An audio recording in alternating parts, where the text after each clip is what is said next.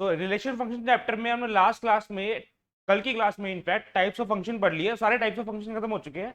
Total 8 type के function पढ़े थे हमने, ठीक है ना, 8 टाइप के फंक्शन पढ़े थे। अब आज हम एनसीईआरटी से रिलेशन फंक्शन की एक्सरसाइज करते हैं। तो एक्सरसाइज नंबर है 2.3, फंक्शन की एक्सरसाइज है। तो फंक्शन में एक दो चीजें रिमाइंड करवा देता हूं मैं तुम्हें। फंक्शन में क्या था, तुम्हें ये चीज पता है फंक्शन के अंदर कि अगर हमारा एक्स सेट और वाई सेट के बीच में हम फंक्शन बना रहे हैं, एक्स और वाई के बीच में हम फंक्शन बना रहे हैं, function is denoted from X to Y.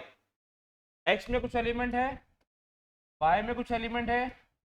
एक एलिमेंट की दो इमेज फंक्शन में नहीं पॉसिबल, ये नहीं पॉसिबल, पता है ना सबको।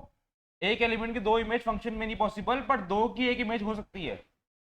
केवल अभी टॉपिक हमने पढ़ा था फंक्शन में, और टाइप्स ऑफ फंक्शन पढ़े थे।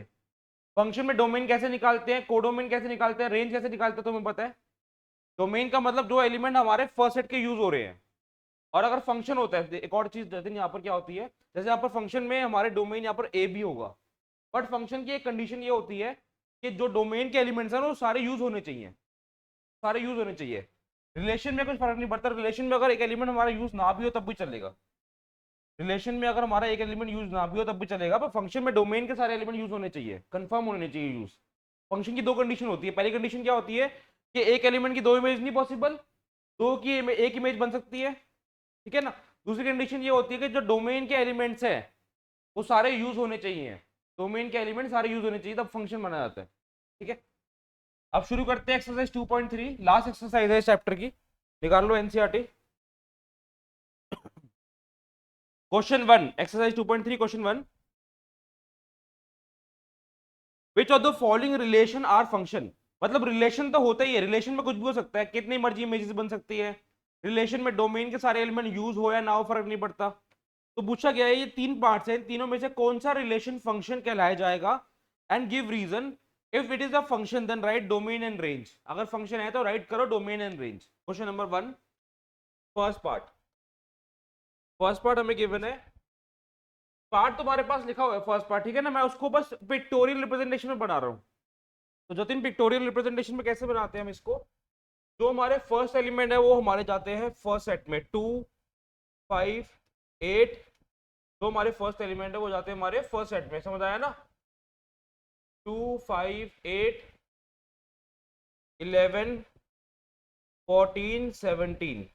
और जो सेकंड एलिमेंट वो जाते हैं सेकंड सेट में। सेकंड सेट में सिर्फ एक ही एलिमेंट है 1। 2 की इमेज 1 है, 5 की इमेज 1 है, 8 की इमेज 1 है, 11 की 1, 14 की इमेज 1, 17 की इमेज 1। तो फंक्शन का क्या डेफिनेशन था, फंक्शन का डेफिनेशन ये था कि एक एलिमेंट की दो इमेज नहीं पॉसिबल, पर दो या दो से ज्यादा की एक इमेज हो सकती है।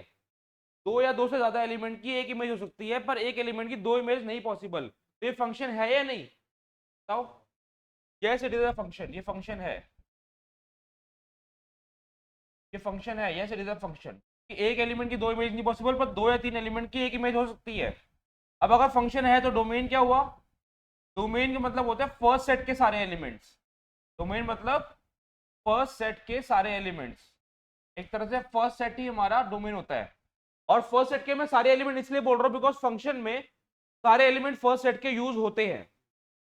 डोमेन मतलब होता है फर्स्ट सेट के यूज वाले एलिमेंट, बेसिकली फर्स्ट सेट के जो यूज वाले एलिमेंट है वही डोमेन होता है। पर फंक्शन के अंदर फर्स्ट सेट के सारे एलिमेंट यूज होते ही होते हैं।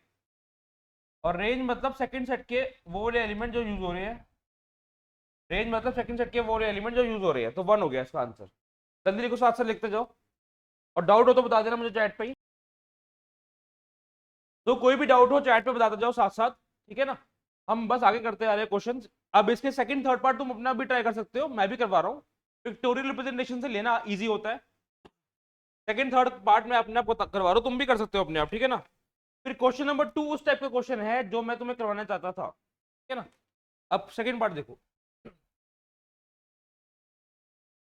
सेकंड पार्ट में जो फर्स्ट सेट वाले एलिमेंट्स है वो फर्स्ट सेट में आ जाएंगे। फर्स्ट सेट में एलिमेंट्स है 2, 4, 6, 8, 10, 12, 14। और सेकंड सेट में एलिमेंट्स आ रहे हैं, सेकंड वाले एलिमेंट्स 1, 2, 3, 4, 5, 6, 7। तो 2 रिलेटेड है 1 से, 2 रिलेटेड है 1 से, 4 रिलेटेड है 2 से, 6 3 से, 8 4 से, 10 5 से, 12 6 से और 14 7 से। तो कोई ऐसा एलिमेंट तो नहीं है जिसकी 2 इमेज बन रही हो, कोई ऐसा एलिमेंट तो नहीं है जिसकी 2 इमेज बन रही हो, नहीं है। डोमेन के सारे एलिमेंट यूज हो रहे हैं, हाँ यूज हो रहे हैं, तो ये फंक्शन है। दो कंडीशन होती है फंक्शन को चेक करने के, फंक्शन को चेक करने के लिए दो कंडीशन होती है कि सारे एलिमेंट डोमेन के यूज हो रहे हैं, और कोई ऐसा एलिमेंट तो नहीं डोमेन का जो 2 इमेज बना रहा है, नहीं बना रहा, so it is a function. अब इसका डोमेन और रेंज अपने आप लिख लो, ठीक है।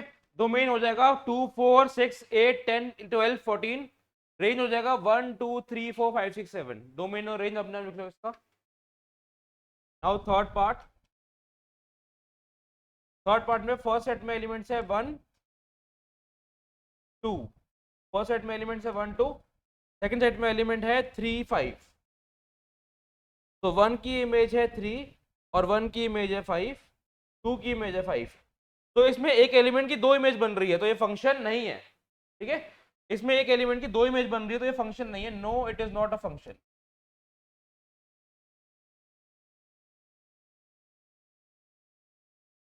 क्वेश्चन 1 क्लियर है सबको? अब क्वेश्चन 2 करते हैं। क्वेश्चन 2 में ध्यान से देखना, क्वेश्चन 2 में डोमेन रेंज निकालनी है, फंक्शंस गिवन है, ऐसे क्वेश्चन की बात कर रहा था मैं पहले, जिसमें थोड़ा दिक्कत हो जाती है। नहीं, रिलेशन की डोमेन रेंज आती है, पर इन्होंने क्वेश्चन में नहीं बोला। रिलेशन के अंदर भी हम डोमेन और रेंज निकालते हैं, ऐसा नहीं निकालते, पर क्वेश्चन में नहीं बोला कि, क्वेश्चन में सिर्फ इतना लिखा होगा फंक्शन है तो डोमेन रेंज निकालो, ठीक है। पर रिलेशन की भी डोमेन रेंज होती है, वो डोमेन भी होता है रिलेशन का, फंक्शन का भी होता है वो तो। अब क्वेश्चन 2 पे आ जाओ। क्वेश्चन 2 हम थोड़ा लंबा करेंगे क्योंकि क्वेश्चन 2 में 2 पार्ट्स गिवन है, और मैं तुम्हें इसके अंदर 5 6 पार्ट्स करवाऊंगा इससे रिलेटेड। क्वेश्चन 2 देखो यहाँ पर, क्वेश्चन 2 पहले रीड करते हैं। क्वेश्चन 2 क्या है? Find domain and range of the following real functions. Real function का मतलब क्या है? इस फंक्शन को अगर हम डिफाइन करें तो ये रियल नंबर से रियल नंबर डिफाइंड है। रियल फंक्शन का मतलब कि फर्स्ट सेट हमारा रियल नंबर है, सेकंड सेट हमारा रियल नंबर है, ठीक है। अब इसका डोमेन और रेंज लिखना है हमें, डोमेन और रेंज लिखना है। फर्स्ट पार्ट है फंक्शन का, F of X is equal to minus mod X, F of X is equal to minus mod X. हमने मॉड एक्स का फंक्शन कल ही करा है। अगर F of X is equal to mod X होता है, एफ ऑफ एक्स का मतलब होता है वाई, तो यहाँ पर हम एक्स की वैल्यू पॉजिटिव भी पुट करते थे, नेगेटिव भी पुट करते थे, पर वाई की वैल्यू हमेशा पॉजिटिव आती थी, हमेशा पॉजिटिव आती थी वाई की वैल्यू। एक्स की वैल्यू 0 पुट करो तो वाई की वैल्यू 0, एक्स की वैल्यू पॉजिटिव तो वाई की वैल्यू पॉजिटिव, एक्स की वैल्यू नेगेटिव तो वाई की वैल्यू भी पॉजिटिव, तब भी पॉजिटिव आता है वाई, पढ़ा होना हमने ये। पर यहाँ पर क्या आ रहा है, यहाँ पर Y is equal to mod X तो है, पर मॉड एक्स के बाहर माइनस है, मॉड एक्स के बाहर माइनस है, तो ये मॉड एक्स तो प्लस होगा हमेशा, ये मॉडुलस एक्स तो हमेशा प्लस होगा, पर बाहर माइनस है तो हमेशा क्या हो गया, माइनस। इसका मतलब इस केस में एक्स की वैल्यू पॉजिटिव हो या नेगेटिव, पूरा आंसर जो आएगा वो हमेशा नेगेटिव ही आएगा। क्यों? बिकॉज ये तो हमेशा पॉजिटिव रहता है, पर बाहर हमेशा क्या हो गया, नेगेटिव, तो positive into negative is negative, negative आएगा, समझ आ गया ना। तो यहाँ पर एक चीज देखो, अब इसको डिफाइन करते हैं, पहले तो हम डिफाइन कैसे करेंगे, यहाँ पर देखो डिफाइन करने का तरीका, y is equal to minus X, मैंने इस बार ब्रैकेट हटा दिया, फॉर एक्स लेस देन, एक मिनट, हम इसको, इसकी डेफिनेशन देखो तुम, इसकी डेफिनेशन क्या थी, हम पहले माइनस एक्स लेते थे फॉर एक्स लेस देन 0, और प्लस एक्स लेते थे for X greater than equal to 0। ये डेफिनेशन याद है ना? जो भी टाइप्स ऑफ फंक्शन बताया उसको याद भी करना है, ठीक है, ऐसा नहीं है याद नहीं करना, पर समझ के याद करो। इसी डेफिनेशन क्या थी, y की वैल्यू माइनस एक्स है for X less than 0, y की वैल्यू प्लस एक्स है for X greater than equal to 0। तो दोनों केस में हमारा y पॉजिटिव आ रहा है, नेगेटिव वैल्यूज के लिए y पॉजिटिव, पॉजिटिव वैल्यू के लिए अगेन y पॉजिटिव, ठीक है। ये किसके इक्वल है, ये वैल्यू किसके इक्वल है, ये वैल्यू किसके इक्वल है, y के इक्वल है, y equal to y equal to.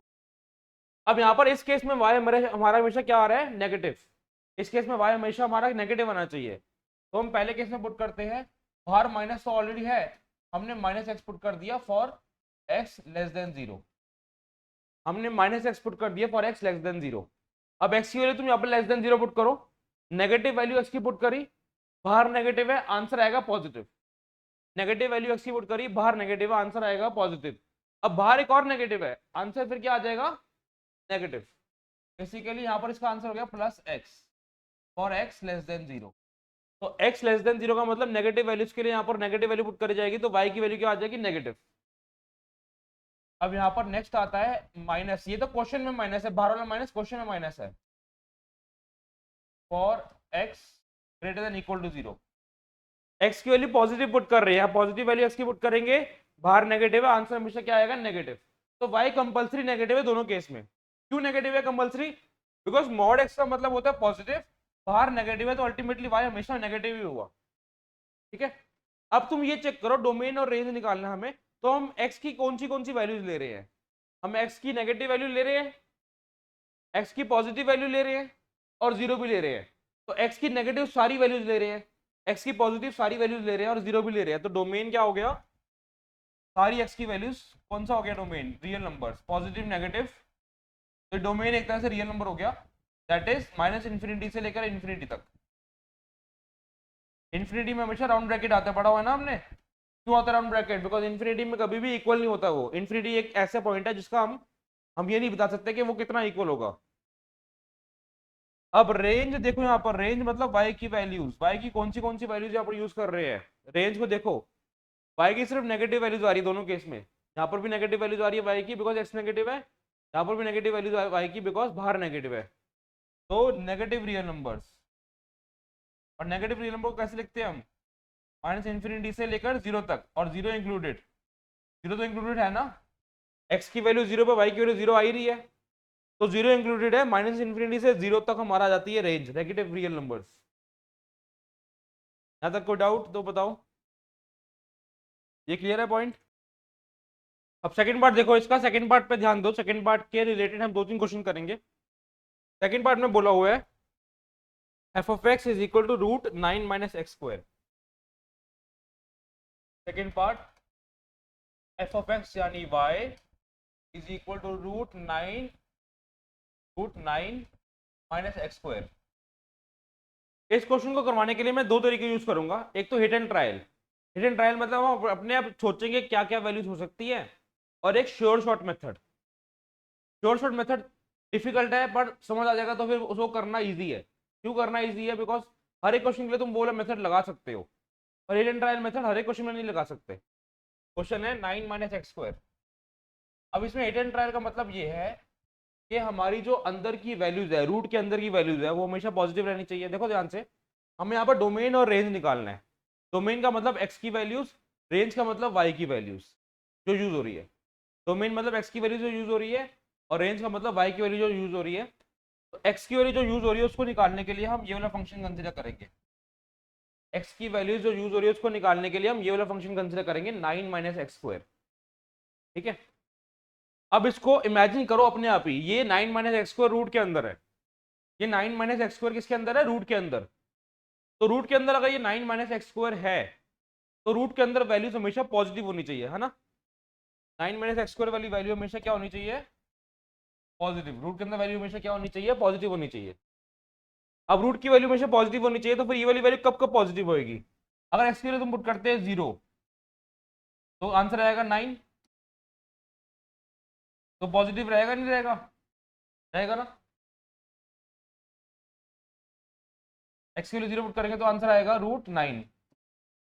X की वैल्यू 0 पे y की वैल्यू 3 आ रही है, x की वैल्यू 1 पुट करो तो y की वैल्यू क्या आ जाएगी, 9 माइनस 1 रूट 8 2 रूट 2। तो पॉसिबल है, तो x की कौन सी वैल्यूज पॉसिबल है जो 9 से बड़ी ना हो, बिकॉज x की वैल्यू अगर मैं यहाँ पर ऐसी कोई पुट करूँ जिसका आंसर 9 से बड़ा आ जाए तो वो नेगेटिव हो जाएगा। मैं यहाँ पर x की वैल्यू ऐसी कोई पुट करूँ जिसका आंसर 9 से बड़ा आ जाए तो वो नेगेटिव हो जाएगा। पर रूट के अंदर नेगेटिव वाली वैल्यूज हम सॉल्व नहीं कर सकते, हम कॉम्प्लेक्स नंबर की बात नहीं कर रहे, ये रियल फंक्शन है, बोला हुआ रियल फंक्शन, तो कॉम्प्लेक्स नंबर की बात नहीं हो रही। रियल फंक्शन में रियल से रियल ही लेंगे, सिर्फ कॉम्प्लेक्स नंबर की बात नहीं कर रहे। कॉम्प्लेक्स नंबर पढ़ लेना एक बार, खा ले सकते हैं। अब यहाँ पर x की वैल्यू सपोजिंगली मैं पुट करता हूँ 2, तो y की वैल्यू क्या हो जाएगी, रूट 9 माइनस 4 रूट 5। ये भी पॉसिबल है, तो जो पॉसिबल है उसको मैं राइट लिख रहा हूँ, ठीक है ना। x की वैल्यू अगर मैं पुट कर रहा हूँ 3, तो y की value root of 9 minus 9 will be equal to 0, ये भी पॉसिबल है। अब x की वैल्यू अगर मैं पुट कर दूँ -1 -2 और -3, इन तीनों में भी सेम आंसर आएगा जो 1, 2 और 3 में आ रहा था, बिकॉज -1 का होल स्क्वायर भी 1 होता है, -2 का होल स्क्वायर 4 होता है, -3 का होल स्क्वायर 9 होता है, तो 1, 2 और 3 का जो आंसर है वही सेम -1, -2, -3 का आंसर होगा। अब x की वैल्यू अगर मैं 4 और या फिर -4 पुट करूं, x की वैल्यू अगर मैं 4 या फिर -4 पुट करूं, और x की वैल्यू मैं 4 या फिर -4 पुट करूं, ध्यान से देखना, तो उस केस में हमारी y की वैल्यू क्या बन रही है, √9 - 16। That is not possible because negative चला जाएगा, ये नेगेटिव चला जाएगा रूट के अंदर, जो पॉसिबल नहीं है। रूट के अंदर नेगेटिव टर्म रियल में पॉसिबल नहीं होती। तो इसका मतलब x की वैल्यू हम कहां से कहां तक ले रहे हैं, x की वैल्यू हम ले रहे हैं मिनिमम -3 मैक्सिमम +3। x की वैल्यू हम मिनिमम ले रहे हैं -3, मैक्सिमम ले रहे हैं +3। तो यहाँ पर x का यानी x क्या होता है, डोमेन। डोमेन क्या बन जाएगा, -3 से 3। डोमेन क्या बन जाएगा, -3 से 3। और इस अगर मैंने यहाँ पर तुमको स्क्वायर ब्रैकेट वाली इंटरवल ली है, अगर मैंने यहाँ पर स्क्वायर ब्रैकेट वाला इंटरवल लिया है -3 से 3, अगर मैंने यहाँ पर स्क्वायर ब्रैकेट का इंटरवल लिया है, इसका मतलब मैं बीच में जितनी भी डेसिमल वाली वैल्यूज आ रही है सबकी बात कर रहा हूँ, जितनी भी डेसिमल वाली वैल्यूज आ रही है सबकी बात कर रहा हूँ मैं। मतलब 1.1 लो तब भी ले सकते हैं, 2.2 लो तब भी हो सकता है, 2.5 हो तब भी हो सकता है। तुम पुट करके देख लो, x की वैल्यू 1.1, 2.5, 2.3, 9 से छोटा ही आएगा, क्योंकि मैक्सिमम 3 पे ये 9 आ रहा है, 3 से ऊपर नहीं ले रहे हम। मिनिमम -3 पे ये 9 आ रहा है, -3 से नीचे हम नहीं ले रहे। तो डोमेन हो गया x की वैल्यू जो -3 से 3 के बीच में लाई कर रही है। पर ये हिट एंड ट्रायल मेथड है, ये मेथड जो मैंने बताया ये हिट एंड ट्रायल मेथड है, प्योर शॉर्ट मेथड नहीं कह सकते इसको, बिकॉज इसमें हिट एंड ट्रायल में गलती भी हो सकती है, क्या पता तुम ये चीज ना आइडेंटिफाई कर पाओ, ठीक है ना। तो इसको मैं इरेज नहीं कर रहा हिट एंड ट्रायल मेथड को। डोमेन तुम्हारा ये आ गया, रेंज क्या आ जाएगी, रेंज मतलब डोमेन की वैल्यूज पुट करने के बाद y की वैल्यूज क्या क्या आ रही है। रेंज मतलब डोमेन की वैल्यूज पुट करने के बाद y की वैल्यूज क्या क्या आ रही है, तो y की वैल्यू 3 आ रही है, 2√2 3 से छोटा होता है, नहीं नहीं 2√2 बड़ा होगा 3 से, √5 भी होगा। तो अल्टीमेटली जो y की वैल्यूज आ रही है ना, वो मिनिमम 0 आ रही है और मैक्सिमम कितनी आ रही है, 3 आ रही है। तो ये हिट एंड ट्रायल मेथड हुआ, हमें थोड़ी ना पता, कंफर्म नहीं पता ना कि y की वैल्यू 0 से 3 के बीच में लाई करेगी, है ना। अब इसमें हिट एंड ट्रायल से तुम लिख लेते हो, 2 क्वेश्चन तुम्हारे बुक में गिवन है, तुमने कर लिए, और वही दोनों क्वेश्चन पेपर में आ गए, तो तुम डायरेक्टली बिना सोचे समझे लिख दो कि डोमेन ये है, रेंज ये है। पर अगर मैंने क्वेश्चन दे दिया ऐसा, y = √x² - 36, अब इसका डोमेन रेंज तो तुम्हें याद नहीं है, तो पेपर में कैसे करोगे, हिट एंड ट्रायल लगाओगे। हिट एंड ट्रायल में कोई गलती हो गई तो, क्योंकि हिट एंड ट्रायल में जो मैंने x की वैल्यूज यहाँ पर मानी है वो अपने आप मानी है ना मैंने। अगर तुम ये सारी वैल्यूज ना मान सको x की उस टाइम पे पेपर में, तो क्या करोगे, ये जो x की वैल्यूज में मैंने मानी है उस टाइम पे तुम सारी वैल्यूज ना मान पाओ पेपर में, तो इसका तो 2 मार्क का क्वेश्चन है, डोमेन का 1 मार्क, रेंज का 1 मार्क, हमारे 0 मार्क्स आएंगे, आधा मार्क्स भी नहीं मिलता, स्टेप मार्किंग नहीं होती डोमेन रेंज में। तो ये हिट एंड ट्रायल मेथड देखा जाए तो इजी तो है, बट डिफिकल्ट भी है, क्योंकि हमें पता नहीं है ना हम कौन सी वैल्यूज माने, किस वैल्यूज के लिए आंसर आ जाएगा, ठीक है। तो अब हम करते हैं दूसरा मेथड, उस पर ध्यान देना। तो उस मेथड के अंदर बहुत सारी चीजें समझ आएगी, क्वाड्रेटिक इक्वेशन के बारे में, लीनियर इनइक्वालिटी सीखा हुआ हमने, लीनियर इनइक्वालिटी के बारे में बहुत सारी चीजें सीखने को मिलेगी। स्टेप्स भी लिखूंगा, स्टेप्स को भी लिखना। क्वेश्चन है y = √9 - x², लीनियर इनइक्वालिटी के अकॉर्डिंग सॉल्व करेंगे यहाँ पर हम लीनियर इनइक्वालिटी के अकॉर्डिंग सॉल्व नहीं करने वाले, हम करने वाले हैं क्वाड्रेटिक इनइक्वालिटी, बिकॉज यहाँ पर क्वाड्रेटिक इक्वेशन बन रही है। अब लिखना छोड़ दो, बस समझो इसको। हमें पता है कि ये जो रूट के अंदर वाली टर्म है ये हमेशा पॉजिटिव रहनी चाहिए और 0 भी रह सकती है ना। ये रूट के अंदर वाली टर्म है ये हमेशा पॉजिटिव रहनी चाहिए, पॉजिटिव मतलब >0 और =0 भी हो सकती है, बिकॉज √0 भी पॉसिबल है, √0 भी पॉसिबल है। तो ये इनइक्वालिटी आ गई, और ये इनइक्वालिटी क्वाड्रेटिक इनइक्वालिटी है, लीनियर इनइक्वालिटी नहीं है। हमने चैप्टर 6 में जो पढ़ा था वो था लीनियर इनइक्वालिटी, वीडियो देखना उसकी, 2 चैप्टर वीडियो देखनी है, 2 या 3 वीडियो है, बस खत्म हो जाएगा। तो उससे रिलेटेड क्वेश्चन करने हैं यहाँ पर बैठ कर तुमको, 5th और 6th उससे रिलेटेड क्वेश्चन करने हैं तुम्हारा। मैं कोर्स छुट्टियों में आधा खत्म करवा दूंगा मैथ्स का पूरा। लीनियर इनइक्वालिटी नहीं है ये, क्वाड्रेटिक इनइक्वालिटी है, बिकॉज यहाँ पर हमारी क्वाड्रेटिक इक्वेशन बन रही है। अब कैसे सॉल्व करें इसको, सुनो ध्यान से। मैंने तुम्हें बताया था स्टेप्स, स्टेप्स लिख लो, याद नहीं है तो स्टेप्स लिख लो।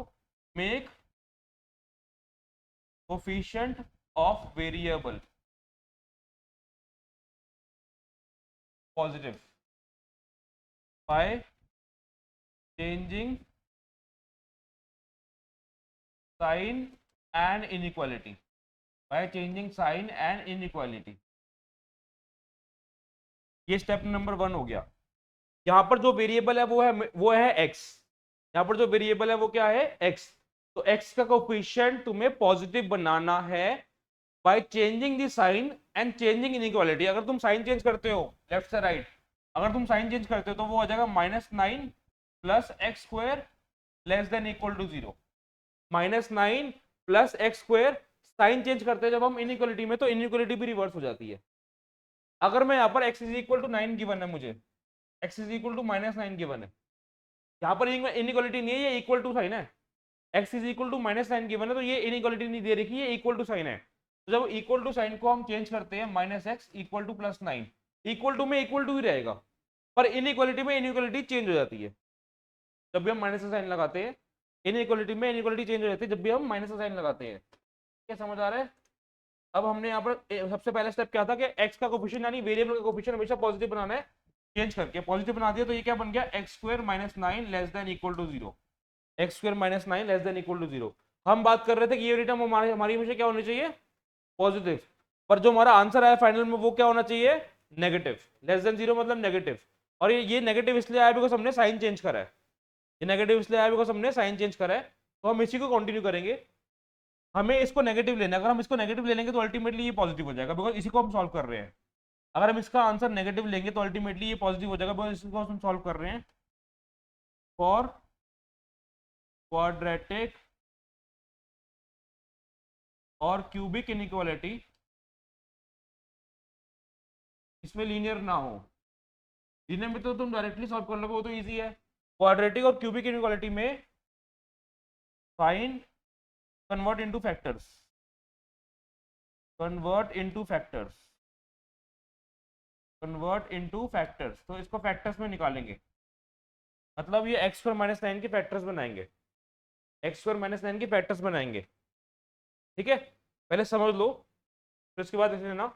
x स्क्वायर -9 के फैक्टर कैसे बनाएंगे, फैक्टराइजेशन करेंगे। फैक्टराइजेशन कैसे करते हैं, या तो splitting the middle term, quadratic equation को फैक्टराइज करने का तरीका या तो स्प्लिटिंग द मिडिल टर्म या फिर आइडेंटिटी, या फिर स्प्लिटिंग द मिडिल टर्म या फिर आइडेंटिटी। यहाँ पर लग रही है identity, a square minus B square, A square minus B square क्या आइडेंटिटी होती है, a plus B into A minus B, पढ़ा हुआ ना। तो यहाँ पर x plus 3 into X minus 3 factors बन गए। स्टेप नंबर 2 क्या है, अगर क्वाड्रेटिक क्यूबिक या फिर लीनियर के अलावा कोई इनइक्वालिटी हो जिसमें डिग्री ज्यादा हो, 2 से 3 से ज्यादा हो, अगर लीनियर के अलावा इनइक्वालिटी जिसमें डिग्री 2 3 से ज्यादा हो तो क्या करना है, उसका फैक्टर्स बनाने हैं। डिग्री 2 है तो 2 फैक्टर बनते हैं, डिग्री 3 होती है तो 3 फैक्टर बनते हैं, सबको पता ही है। Step number 3, find values of x by taking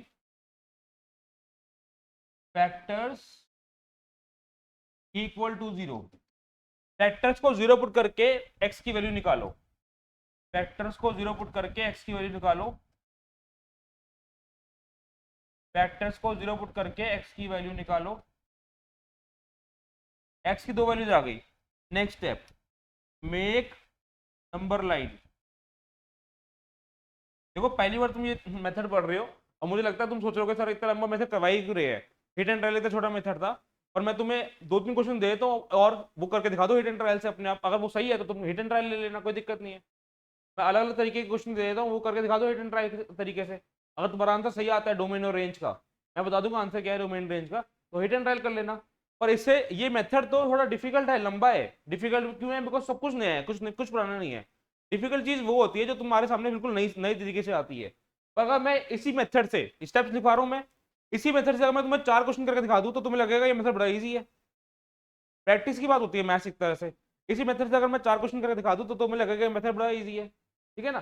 पर ये जो मैं मेथड समझा रहा हूँ ये 12th में तो सीखो गई, 12th का मेथड है एक तरह से, उसको मैंने इसमें मर्ज कर दिया बस।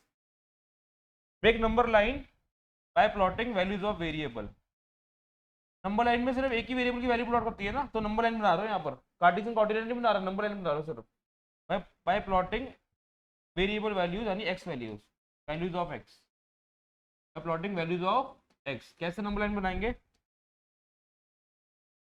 यहां पर -3 आ रहा है, 3 आ रहा है, एक्स की वैल्यूज -3 और 3 आ रही, तो -3 पहले आता है, 3 बाद में आता है, यस और नो?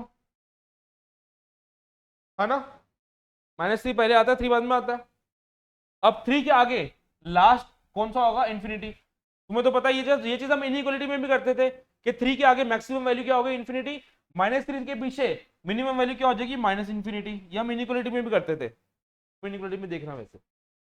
अब हमें क्या करना है? नेक्स्ट स्टेप क्या है? Put alternatively positive and negative from extreme right. Put alternatively positive or negative from extreme right on number line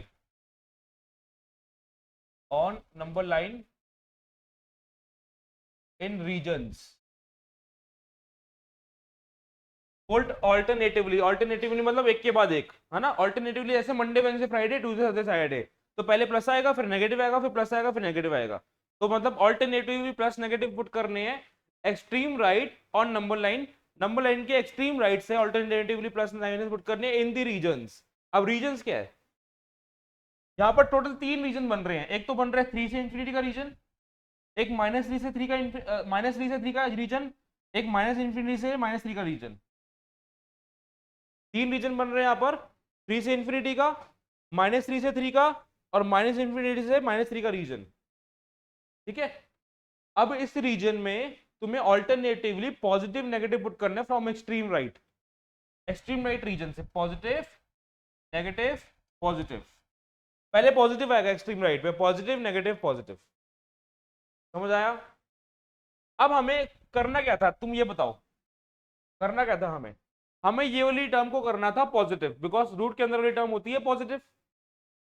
तो सबसे पहले स्टेप क्या है कि अगर वेरिएबल का कोफिशिएंट नेगेटिव है, सबसे पहले स्टेप क्या है कि अगर वेरिएबल का कोफिशिएंट नेगेटिव है तो उसको पॉजिटिव बनाओ। सबसे पहला स्टेप, अगर वेरिएबल का कोफिशिएंट नेगेटिव है तो उसको पॉजिटिव बनाओ। बना दिया, फिर इनइक्वालिटी भी चेंज हो गई।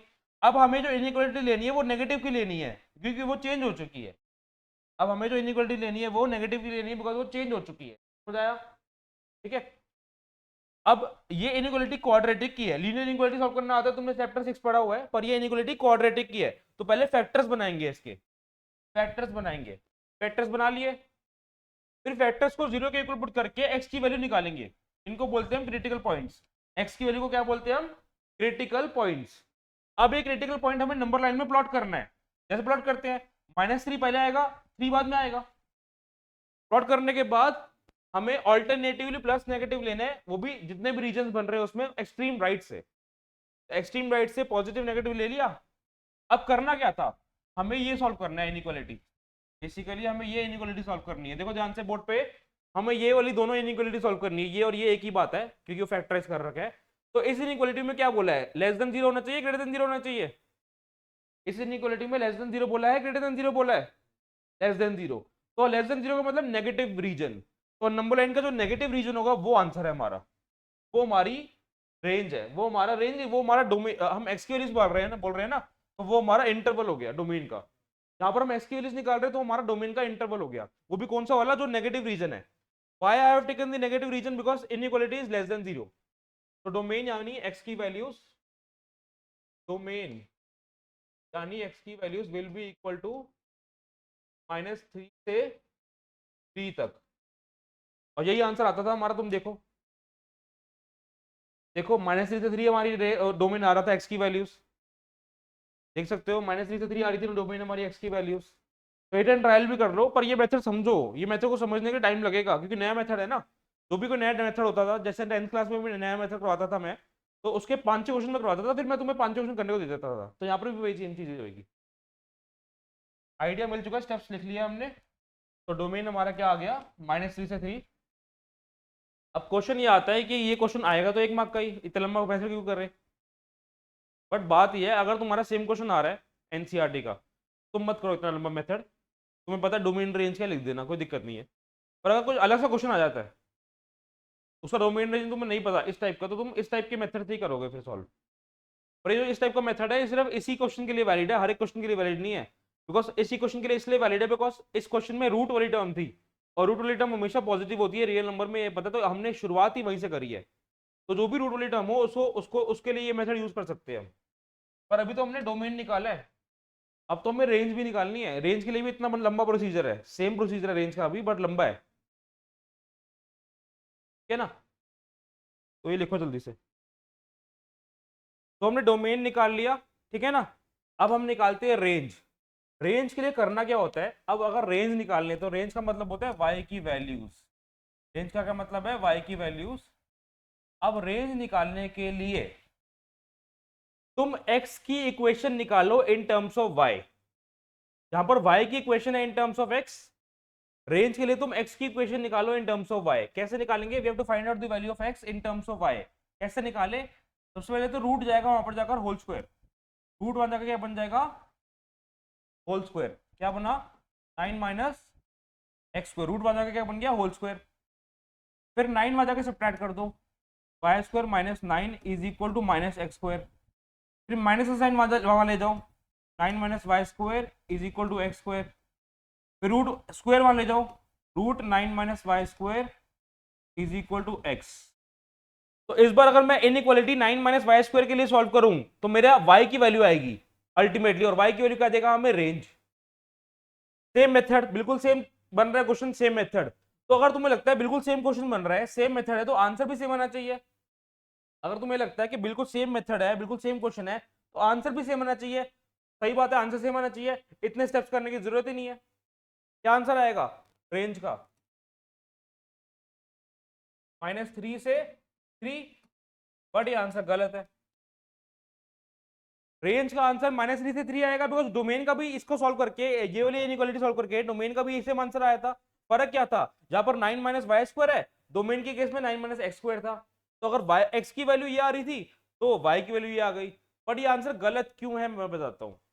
तो रेंज निकालते टाइम तुम्हें दो चीजों का ध्यान देना है। पहले तो इनइक्वालिटी, वो तुम दे चुके हो, उसका आंसर ये आया। पहले तो इनइक्वालिटी का ध्यान देना है, वो तुम दे चुके हो, उसका आंसर ये आया है। पहली चीज तो सही है। बट एक और चीज का ध्यान देना है, हो सकता है उसको ध्यान में रखते हुए आंसर हमारा चेंज हो जाए। वो एक और चीज का ध्यान क्या देना है, जब भी हम एक्स की यहाँ पर कोई भी वैल्यू पुट करेंगे तो हमारा आंसर रूट का सॉल्व करने के बाद नेगेटिव आएगा या पॉजिटिव आएगा। कभी भी हो सकता है कि तुम किसी रूट का आंसर सॉल्व करो तो नेगेटिव आंसर है, हो सकता है कभी, या नहीं हो सकता।